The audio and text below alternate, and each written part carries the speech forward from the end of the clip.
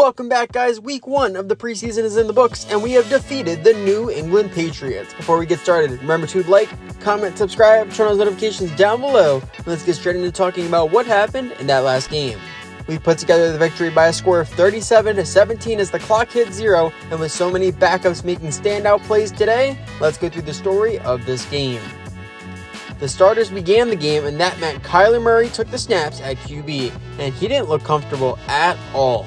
Adjusting to this new offense, he could not get his accuracy under control as he went 4 for 10, and it resulted in him throwing this interception to Christian Gonzalez, which in retrospect, this is a throw that you will only see as they try to create chances for guys in the preseason, but it's a pick nonetheless. And the New England defense would not stop there, as the former Pro Bowler Matt Judon took advantage of a poor pocket escape from Murray and dropped him deep in the backfield for a sack. So after the interception, the Patriot offense would take over, led by Mac Jones, and in one quarter of action, he didn't do anything too special as he would throw 6 for 7 for 75 yards on the day. But their first drive would end in a 3-and-out due to the dominant start Zaven Collins had. He was involved in the tackle on all 3 of those plays, and he would finish his day with an incredible 3 TFLs, with 2 of them being sacks on the QB. So after the 3-and-out, we would start to get Tyson Williams going. He earned that top running back spot last season, and he knew it was his position to lose, so he had himself a very impressive showing as he rushed for over 50 yards in just 5 carries. And maybe his biggest competition at the position is the veteran back Cordell Patterson, a legendary return man who was starting to feel father time, but as a runner, he was very efficient, averaging 6 yards a carry today. We would then take this second drive all the way down the field, and Murray would find his number 1 target, Hollywood Brown, in the end zone for the first score of the game. And knowing the chemistry between these two still exists is one of the best things this starting unit could have asked for. Then the Patriots would drive all the way down the field, and it would be Ramondre Stevenson who would end that drive by punching in the touchdown to draw the game right back level to 7-all. We then fast forward to the start of the second quarter when the backups entered, and for the Pats, that meant Bailey Zappi would enter at quarterback. And with that position up in the air, he knew he needed a good showing here in the preseason, and although he only had a completion percentage of 41, he ended up totaling over 200 yards through the air.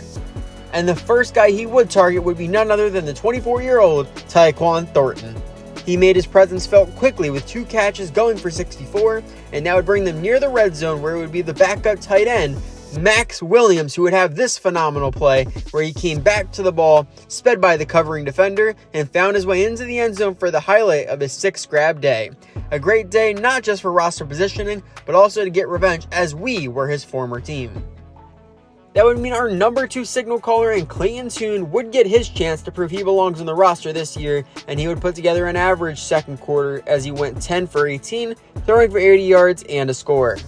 He would lead his first drive down the field before being stalled, and we would then call on our rookie kicker Nate Garfield for his first field goal as a pro from 50 yards out, and he would nail it as it bounced in off the crossbar, and he would finish his day perfect on all kicks. We would then find ourselves back with the ball with under 3 minutes left in the half, and we were able to put together a great drive which was continuously saved by fullback Alex Arma Jr. We called upon him 3 different times on 4th down, and he successfully converted each time, showing he can be a weapon in that position this year. And as close as you can get to the end of the half, Tune would throw a touchdown pass to none other than the small speedster Rondale Moore, who made a shot from the defender, held on to make his impact on the game. We then moved along to the second half, and after forcing a 3-and-out against the New England offense, it would then be time for our free agent pickup Joshua Dobbs to take over as QB for the rest of the second half. And he gave Tune a little something to worry about as he ended up throwing for over 200 yards and a touchdown. One of Dobbs' favorite targets would be none other than tight end Chase Allen, who got a lot of playing time as Trey McBride was injured before the game and Dan Rafano became injured during the game. And he made the most of it as on 5 catches, he came just 6 yards shy of crossing the 100-yard mark.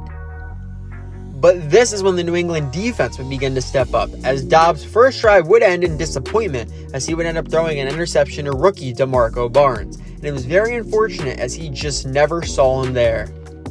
We would then end up putting together a nice drive which got us down inside the 5, and it would be our 4th round pick, Mark Bradford, who would get himself into the end zone for the score, and it would be his statement of the game.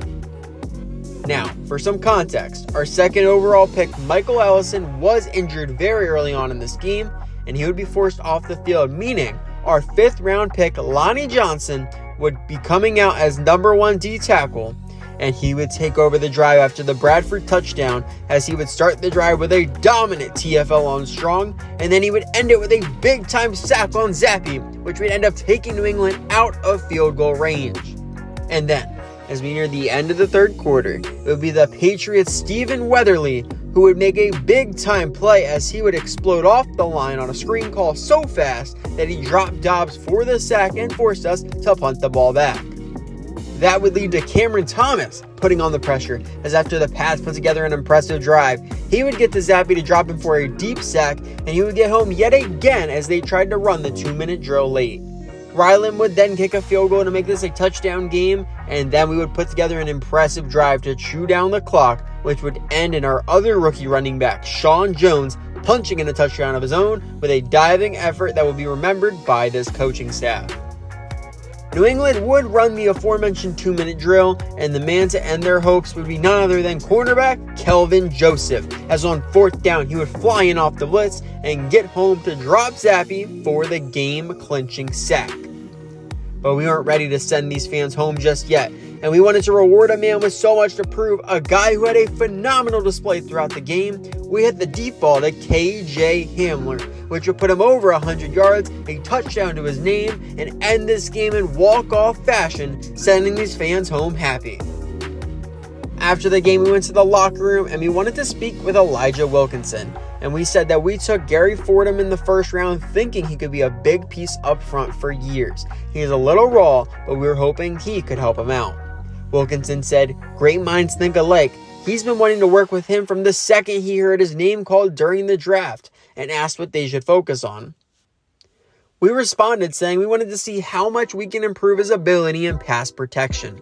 He knows exactly how important keeping the quarterback clean is to the success of the offense. Wilkinson then said definitely. He can work with him on being more stout and able to defend power moves or help him with defending finesse moves. So where do we want him to be better? We said we wanted him to help with neutralizing speed rushes and finesse moves, because when those moves win, it ruins the passing game because the receivers don't have time to get open. Which he responded saying, "That sounds good, coach," and that he'll make sure to pull him aside for a little extra work and teach him some tricks of the trade. And with that, Gary Fordham received +3 to his pass block against finesse moves. And then after seeing how impressive all of the running backs were in that first preseason game, we started to test out feelers for what we could get out of James Conner. We checked the trade market, and there wasn't a ton of interest with him being an older guy. And we would save a lot of money by cutting him from a salary perspective. We will give him a chance to make his mark more so in the next game, but if he doesn't show up, he could very well end up not being a part of this team. And then we moved on to our depth chart. And with the impressive game Hamler had, we wanted to try something new.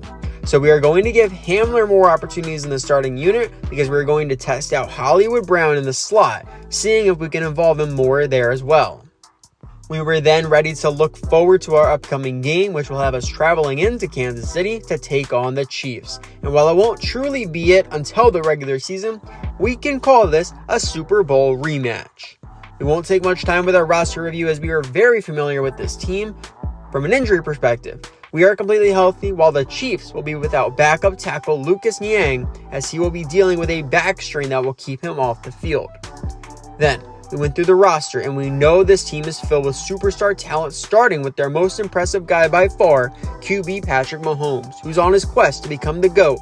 And of course, he still has his favorite target, Travis Kelce, in tow as well. Their run game should also be strong, as they have a very good interior line, which is highlighted by Creed Humphrey at the center position. Most of their pass rush will probably end up coming from their X-Factor defensive tackle in Chris Jones, but their pass defense may be their weakest grouping from both the linebackers and the secondary, as they are very young and inexperienced in both position groups. And of course, at the kicker, they still have Harrison Butker, the guy who gave them the game winner in the Super Bowl. We then were able to set our game plan for this upcoming matchup, and starting on defense, we want to defend the medium pass. We know the focus of this offense is pushing the ball downfield, and most of that comes from Kelsey dominating in that intermediate length of the field. So we are going to aim to prevent that. Then on offense, we want to run the ball to the outside. We want to see if these running backs can continue to impress, and to give them a chance at that, we have to make sure we avoid Chris Jones. We were then able to set our game day goals for this next game. First, we want to win the turnover battle.